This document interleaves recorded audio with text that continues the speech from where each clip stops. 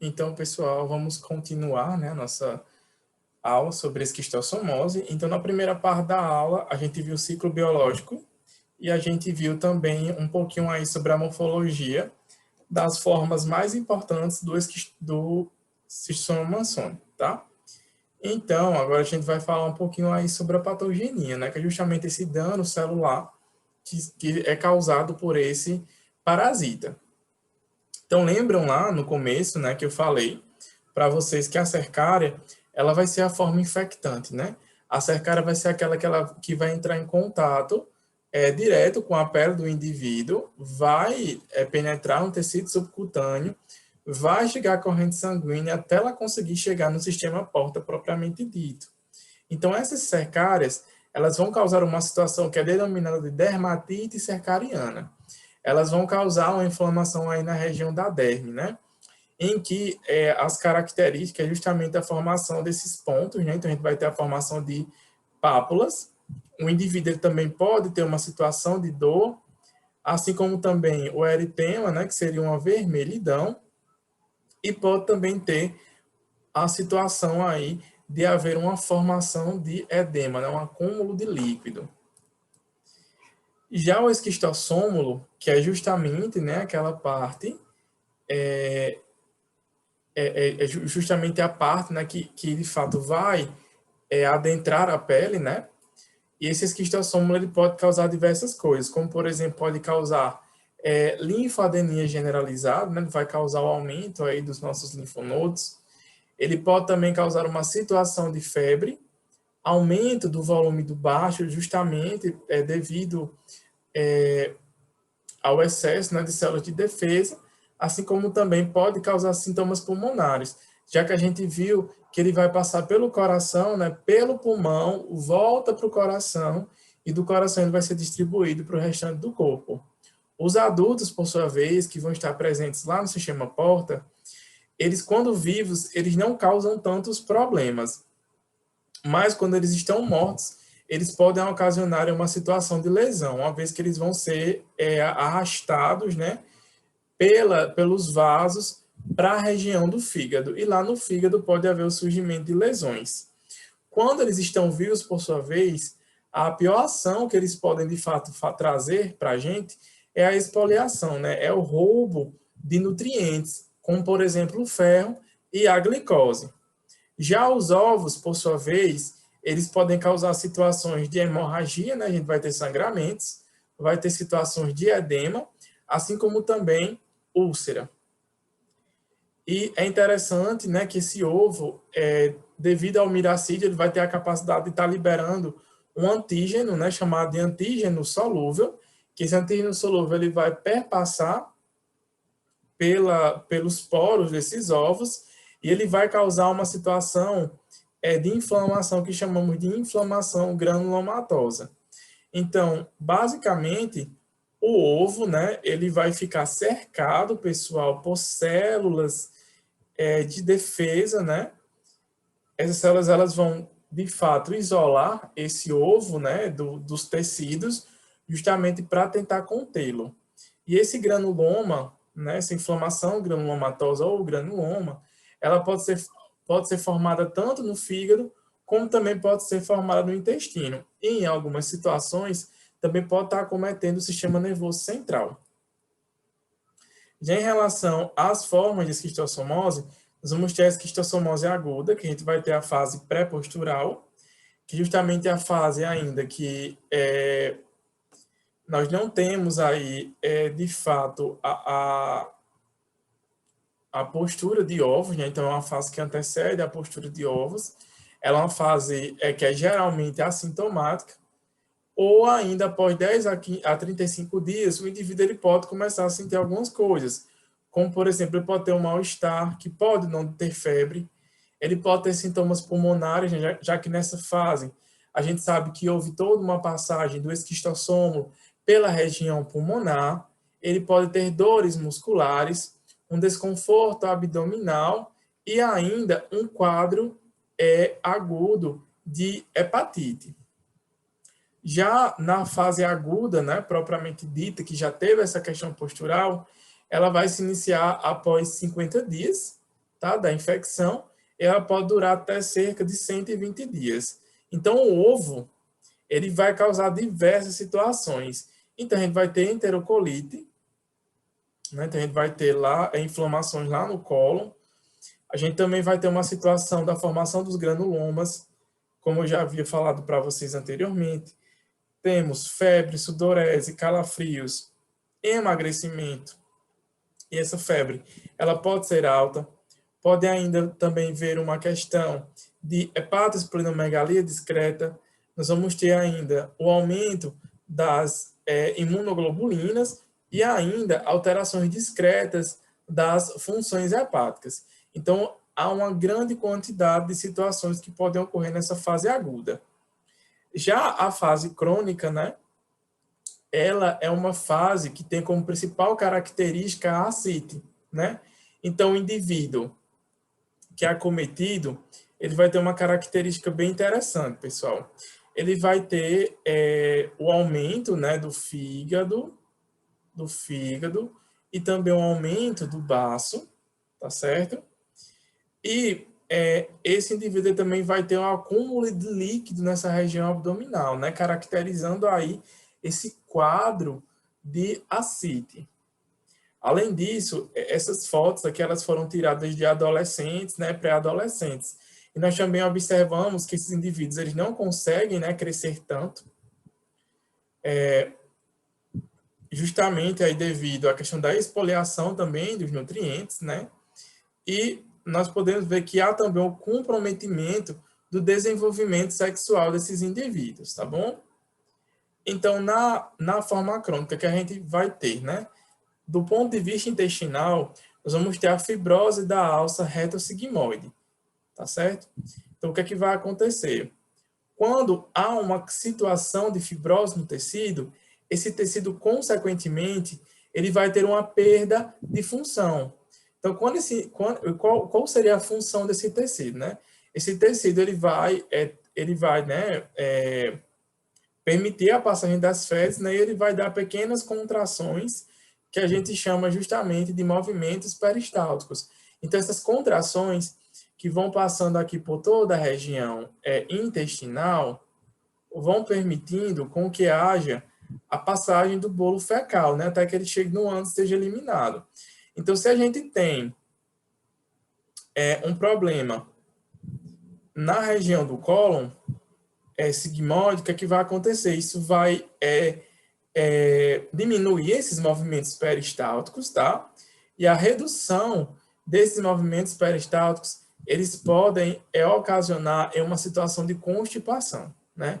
Então, o indivíduo ele não vai conseguir ou vai ter dificuldades aí de defecar, tá?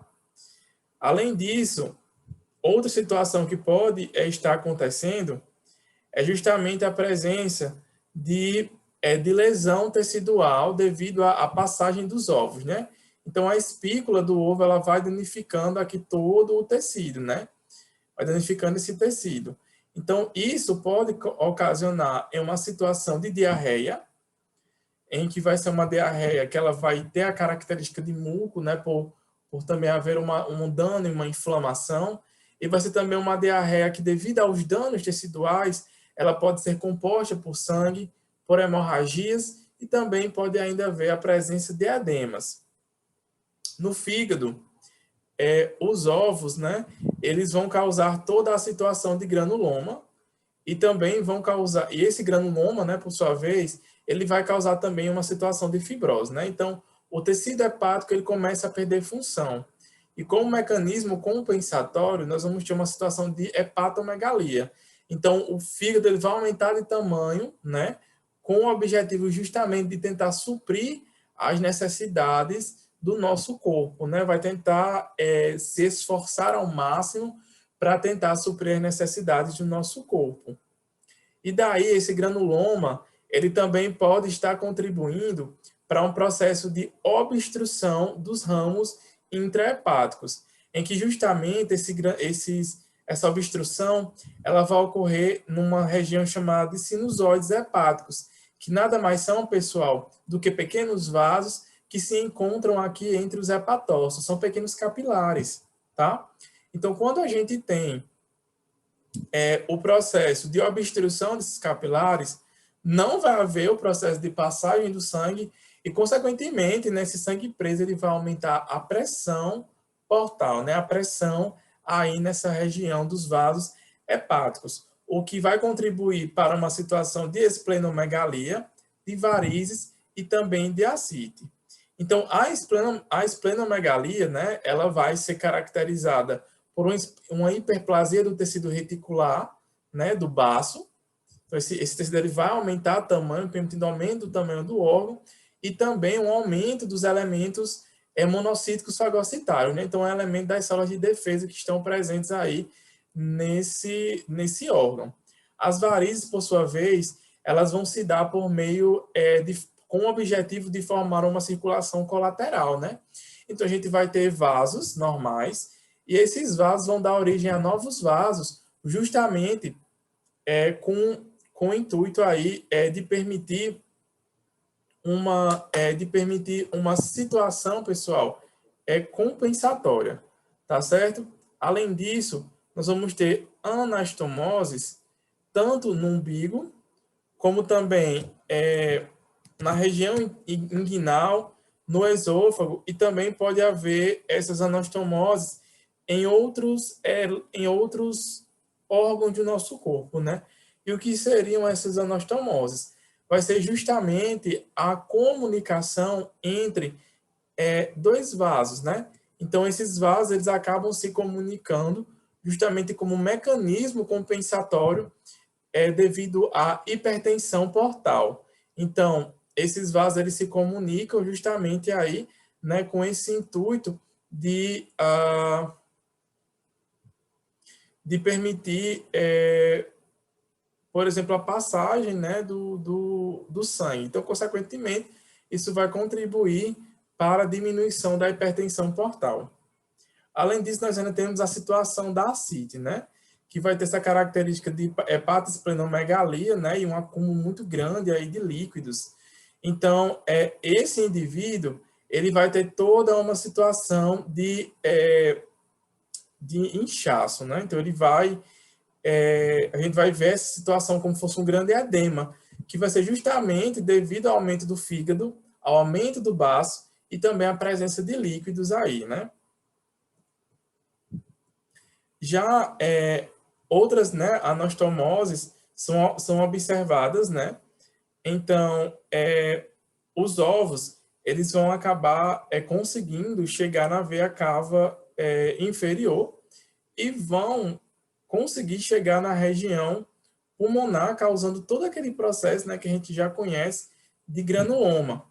E esse granuloma, por sua vez, né, ele é presente lá na região pulmonar. Isso pode ocasionar uma situação de comprometimento da pequena circulação, né? Que essa pequena circulação, ela vai ser justamente, ela vai iniciar aqui pelo ventrículo direito, né? Então, vai ser o sangue que passa do ventrículo direito, é o sangue que vem do corpo, né? O sangue que vem da cava superior e da cava inferior. Esse sangue, ele vem rico em CO2, ele passa pelo ventrículo direito, vai para a artéria pulmonar, né? E vai desembocar lá na região dos pulmões. Chegando aos pulmões, nós vamos ter a situação aí da troca, da troca do CO2 pelo oxigênio, né? Esse sangue ele vai retornar aqui pelas veias pulmonares, já é riquíssimo, né, pessoal, em oxigênio. Então, a pequena circulação, ela vai ser justamente esse momento em que esse sangue ele sai do coração, né, do ventrículo direito, e vai para o pulmão, tá? Então, quando há um comprometimento dessa pequena circulação, o que acontece? O coração ele tem que se esforçar mais para garantir o bombeamento de sangue em quantidade suficiente. Então, isso pode causar um aumento do esforço cardíaco e também uma situação de insuficiência cardíaca. Além disso, os ovos eles ainda podem passar por ligações arteriovenosas, né? Então, esses ovos eles conseguem ganhar vasos e artérias, né? Então eles vão conseguir passar por todo o corpo, podendo inclusive causar o comprometimento do sistema nervoso central por meio da formação também de granulomas. Já na região renal, nós vamos ter uma situação em que há a formação dos chamados imunocomplexos. E o que seria isso, né? Esses imunocomplexos são justamente né, quando nós vamos ter o anticorpo ligado ao antígeno, pessoal. Então, eles vão formar o imunocomplexo. Esse imunocomplexo, ao ser formado, ele vai ter a capacidade de se depositar aqui nos glomérulos renais. Então, quando ele se deposita nessas regiões dos glomérulos renais, nós vamos ter a ativação do sistema complemento. Esse sistema complemento, por sua vez, vai permitir a atração de células de defesa, que, por sua vez, irão contribuir para o dano tecidual. Tudo isso vai ter como consequência uma destruição disso e uma diminuição da eficiência do processo de filtração. Consequentemente, por aqui que antes não passavam grandes moléculas, vão passar moléculas enormes, como proteína e também hemácias. O diagnóstico, ele pode ser feito tanto do ponto de vista clínico como do ponto de vista laboratorial. O clínico, ele vai levar em consideração sinais e sintomas, né, que já foram aí apresentados anteriormente. Enquanto que o diagnóstico laboratorial, ele vai levar em consideração diversas técnicas, tá? E ele é o que, de fato, permite que a gente possa saber se, de fato, é ou não cistosoma Manson. Então, ele tem que ser feito. Então, como é que ele é feito? A gente vai ter a técnica do Kato-Katsu, né? Então, nesse Kato-Katsu, a gente, primeiramente, vai pegar um papel chamado de papel celofane, faz o corte desse papel celofane e mergulha ele por pelo menos 24 horas em uma solução de verde de malaquita, como a gente pode estar observando. Esse verde de malaquita, ele permite tanto a clarificação das estruturas parasitárias, como também ele permite a conservação das fezes. Além disso, em seguida, né, depois que foi feito aí esse primeiro momento, as fezes elas devem ser colocadas sobre um papel higiênico. Daí pega-se e comprime, tá? Essas fezes com um tipo de pedaço de malha, de uma tela metálica ou de nalho, e faz a compressão. Ao que vai acontecer? A gente vai ter alguns produtos que vão passar por essa malha. O que passar por essa malha, a gente retira com um palitinho ou algum outro tipo de acessório, porque é justamente aqui que a gente vai encontrar os ovos. Depois, a gente pega esse material que foi coletado aqui e a gente coloca em uma lamínula. E em seguida, aliás, é uma lâmina. E em seguida, a gente cobre essas fezes com a lamínula de papel celofane, né? Que vai conter justamente aí o verde de malaquita. Depois disso, inverte-se a lâmina sobre uma folha de papel absorvente e a gente vai comprimindo para tirar esse excesso. E aguarda de 1 a 2 horas e depois leva ao microscópio para observar se há presença das estruturas parasitárias. Além disso, a gente ainda pode estar trabalhando com biópsia, né, pegando pedaços de tecidos e observando. Pode utilizar a ultrassonografia para evidenciar a presença de danos hepáticos. Ainda pode fazer a reação intradérmica ou intradermorreação, né, em que basicamente a gente injeta o antígeno, tá, nesse indivíduo, que vai ser nitrogênio proteico, advindo do parasita, e depois observa a formação da pápula. Daí faz a medição. Se a pápula for maior ou igual a 1 centímetro, ela vai ser positiva para a criança, e se for maior que 1,2 centímetros, positivas para adulto. Além disso, ainda pode haver a hemoaglutinação indireta, imunofluorescência indireta e ELISA, que a gente já discutiu aí, né, em aulas anteriores. Do ponto de vista da epidemiologia, nós temos, né, como intermediário o bionfalária, né? Então a gente vai ter vários tipos de bionfalárias. É interessante que a gente saiba, né, qual espécie está em qual lugar. Então, o bionfalária glabrata, ele pode ser encontrado do Rio Grande do Norte até Minas Gerais. O Stramínia tem sido encontrado no Ceará, Pará e Goiás, e o Bionfalaria tenagrofila, ele tem sido encontrado no Rio de Janeiro, São Paulo, Santa Catarina, Minas Gerais e ainda do Espírito Santo ao Rio Grande do Sul. Então, esses caramujos, eles gostam, né, de locais em que tenha grande luminosidade e tem intensa temperatura, porque justamente são nesses locais tropicais em que as coleções aquáticas elas vão permitir a multiplicação dos fitoplânctons, das microáguas, o que, consequentemente, vai contribuir, né, para a nutrição do caramujo. Então, para ele é interessante estar em locais que tenham essas condições, permitindo, portanto, a sobrevivência do hospedeiro intermediário.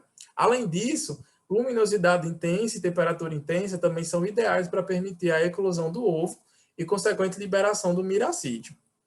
No Nordeste, os tempos de chuva eles são tempos muito perigosos, porque isso permite o aumento dos criadores de Bionfalaria glabrata, tá? Então, justamente essas poças de chuva permitem o aumento dos criadores, então a gente vê um número enorme desse tipo de caramujo nos tempos da chuva. Além disso, esses caramujos, mesmo em tempos que não há chuva, eles conseguem, né, se esconder dentro do barro úmido e passar meses ali até que tenham condições necessárias, né, para voltar aí, né, à superfície. Além disso, algumas situações de falta de saneamento básico fazem com que os esgotos eles acabem jogando os seus dejetos nas coleções aquáticas. Então, a liberação desses dejetos nas coleções aquáticas, eles impedem o aumento da reprodução do fitoplâncton, tá? E esse aumento da reprodução do fitoplâncton, ele permite o quê?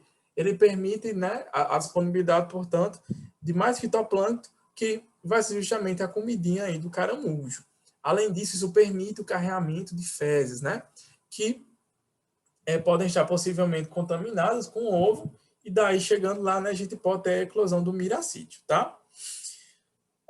Além disso, em periferias urbanas, a gente tem sempre, né, situações aí, geralmente, na verdade, de mau saneamento básico, e pode ser que devido a essa falta de saneamento básico, pode haver a situação de haver fossas, né, muito próximas aos córregos, contribuindo também aí para uma facilidade do processo de carreamento, né, do protozoário aí para as coleções aquáticas, para entrar em contato aí com o Bionfalaria.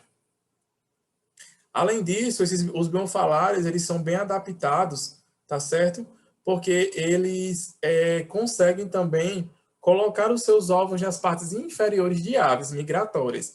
Então, essas aves, elas voam e elas vão atuar como um tipo de vetor mecânico. Elas vão conseguir carrear os ovos desses Bionfalarias para outros locais. Dentre os exemplos, nós temos os patos e temos também aí, né, os chamados marrecos. O tratamento de primeira escolha é o praziquantel, né? Então, esse praziquantel, ele ocasiona no bloqueio da bomba de sódio e potássio, desses parasitas, tá? Esse bloqueio dessa bomba de sódio e potássio faz com que justamente a gente tenha um acúmulo de potássio aqui. Isso causa despolarização dessa membrana e o aumento da abertura de canais de cálcio que estão presentes aqui na membrana desse parasita. Consequentemente, né, esse excesso de cálcio faz com que esse parasita ele tenha espasmos, né, e ele acabe ficando paralisado. Chega um momento que ele fica paralisado, né, e ele acaba não conseguindo aí mais se movimentar, nem mais fazer nenhum tipo de atividade e morre. Além disso, ainda pode-se usar a oxaminiquina, né, que é o fármaco de segunda escolha. Ele vai ter a capacidade de alquilar o DNA do Schistosoma mansoni, né, e ao alquilar esse DNA, ele impossibilita a síntese de ácidos nucleicos, né? Então, impossibilita, por exemplo, o processo de surgimento de novas células. Em relação à profilaxia, é interessante que haja, né, a melhoria do saneamento básico, o combate ao caramujo, assim como também o uso de cercaricidas, quando a gente for entrar em coleções aquáticas desconhecidas. Porque daí esses cercaricidas, eles permitem espantar, né, impedem, né, que a cercária ela consiga, na verdade, entrar em contato com a gente. Matam as cercárias, né, que estão ao redor, na verdade. Além disso, é interessante também, né, a melhor forma é justamente a gente estar evitando as coleções aquáticas contaminadas. Então, pessoal, é basicamente isso. Eu agradeço, né, quem ficou até o fim. Qualquer dúvida aí, é só entrar em contato. Muito obrigado.